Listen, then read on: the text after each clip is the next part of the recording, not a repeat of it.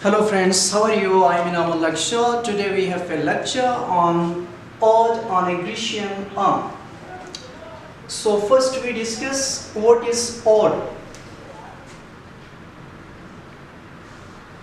Ode is a type of poem devoted to person, place or thing. So a poem which is devoted to person, place or thing is known as ode. And ode on a Grecian arm was written by John Keats, and Ode on a Grecian Urn was a popular and most widely read poems of John Keats.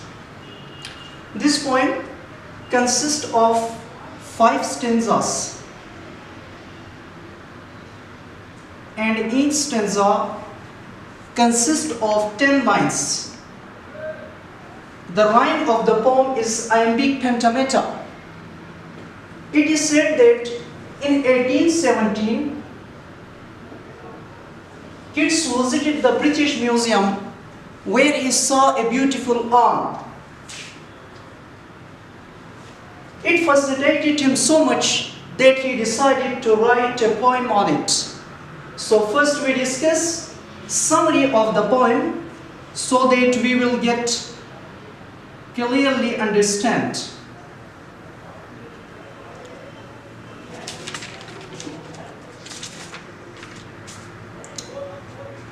In the first stanza, some male people, not known if they are men or gods,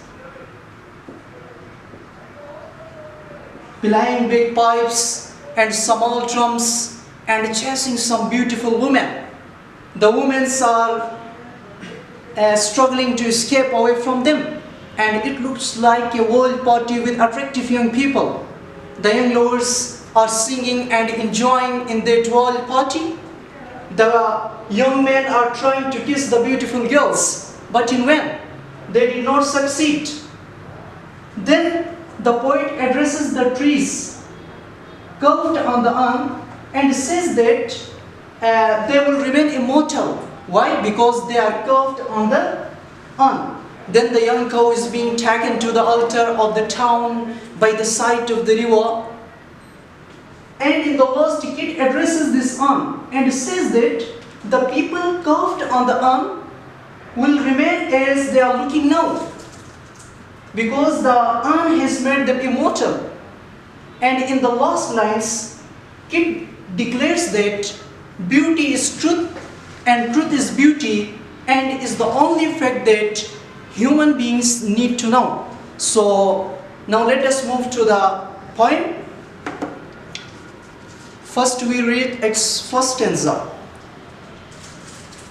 Though still unprivileged bride of quietness, though fastest child of silence and slow time, Sylvan historian who canst thus express a flowery tale more sweetly than our rhyme, what leave fragrant ligand haunts about thy shape of detritus or motels or of birth, in Tam or the dales of Arcady.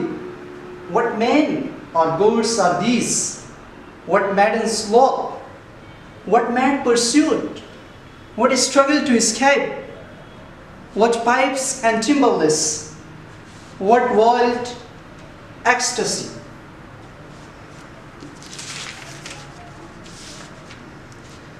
This poem begins with the apostrophe thou.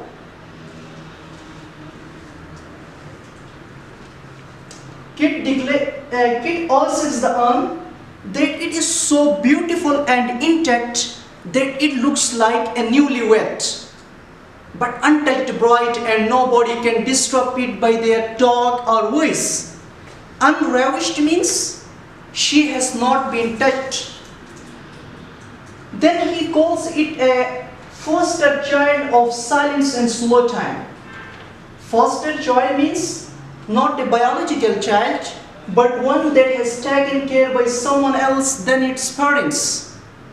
Then he calls it a Sylvan historian, a historian of the forest that can depict more delightful story than our poetry. So first he calls it unravished bright of quietness. Then he calls it a foster child of silence and slow time. And then he calls it a sylvan historian. A flowery tale more sweetly than our rhyme. There can be three reasons. First, we call a tale flowery because it has a lot of complicated twists and turns. Second, its tale is also flowery because it has a lot of images and flowers. Third, the untold is still sweetly like the nectar of the flower. Then he says, in time or the dales of Arcady. The poet also speculates that the whole scene is set in Arcady, Dam. And he also says that of mortals are above, that that the people caught on the urn are men or goods. And in the lost, there are a series of rhetorical questions. Why these maidens are unwilling to go near to them? Why the men are chasing women so madly? What for the women are struggling to escape away from them? What the men are playing musical instruments? Now the second stanza. Here melodious or sweet, but those unheard are sweeter. Therefore ye soft pipes play on, not to the sensual ear, but more endure. Pipe to the separate deities of no tune, fair youth beneath the trees, thou canst no leave, thy song nor ever can those trees be bare. Bold lover, never canst thou kiss, though winning near the goal yet do not grieve. She cannot fade, though thou hast not thy bliss, for ever wilt thou love, and she be fair. In the second stanza, Keats declares that imagination is far superior than reality. Imagination is far superior than reality. And this stanza begins with the paradox. Why? Because the unheard music are sweeter than the heard music. Then he asks the urn, not to the sensual ear, but more endured pipes to separate diets of no tune. Fair youth beneath the tree, thou canst thy bliss. Then he addresses the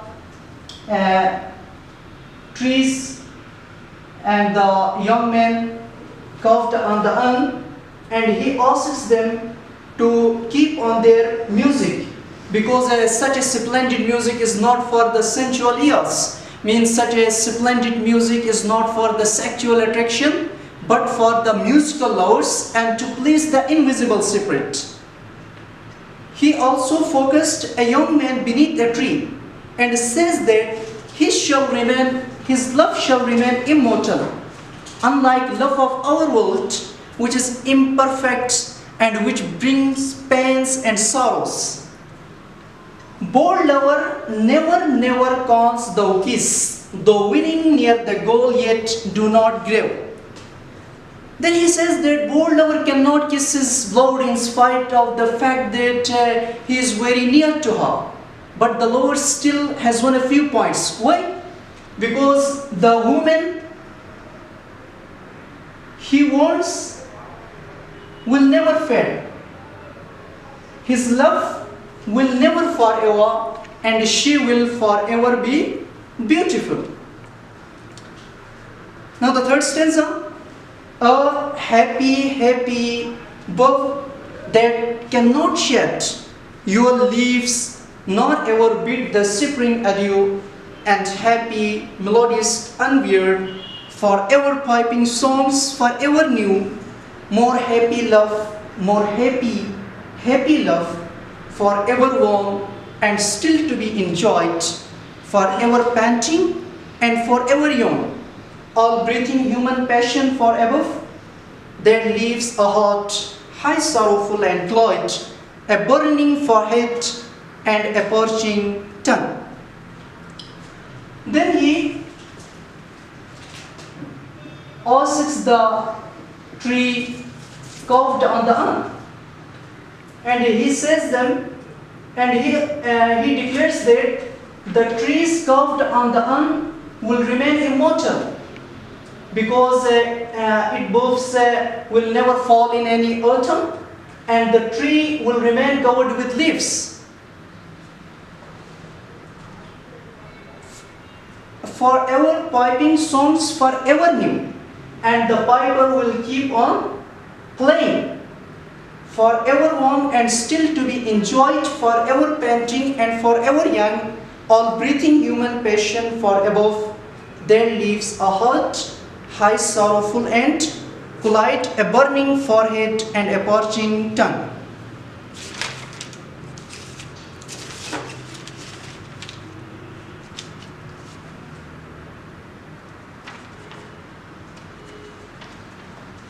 You know here, forever warm and still to be enjoyed, forever panting and forever young. So there arises a question in our mind, does the poet really think that the creatures on the urn are happy and lucky?